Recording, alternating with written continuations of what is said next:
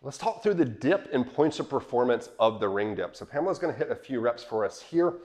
And what I want you to notice is that as she does the ring dip, those rings are being held close to her body. Her torso is fairly upright as she goes up and down into the motion. There are gonna be a couple of really common faults that we see in the ring dip that rob people of a little bit of strength, and they also put significantly more stress on the shoulder. And I know a lot of you have issues with shoulder irritation during ring dips. So there are 3 things that we really like to look for. The first is as Pamela does a few ring dips, we're gonna do a few good reps first. You're gonna notice that her shoulders kind of stay packed back a little bit.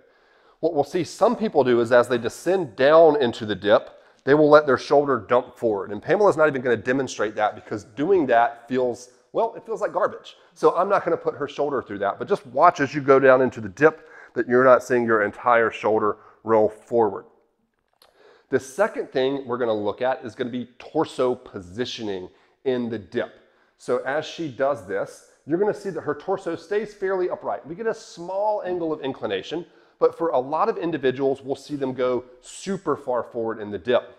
And I want you to think of it like this. The stress on your shoulder is all a relationship between how far your shoulder is away from the rings. So if you lean your torso forward a lot, that pulls your shoulders far in front of the rings, and that is gonna put a lot of stress on the shoulders that just doesn't feel very good.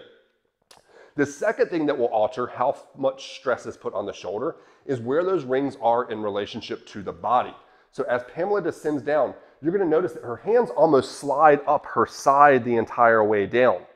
What we'll see some individuals do is as they come down, we'll see those rings actually drift behind her body. So now the rings aren't underneath her shoulder, they're behind her.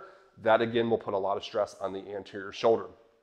All of those things will also result in when we translate to higher level gymnastic skills, our position in the catch for something like a ring muscle up will be significantly altered and we won't be as strong out of that bottom portion. And that's where so many athletes struggle in muscle ups is they can get over the rings at times, but then they are not strong enough to get multiple reps if they don't land in a great catch position.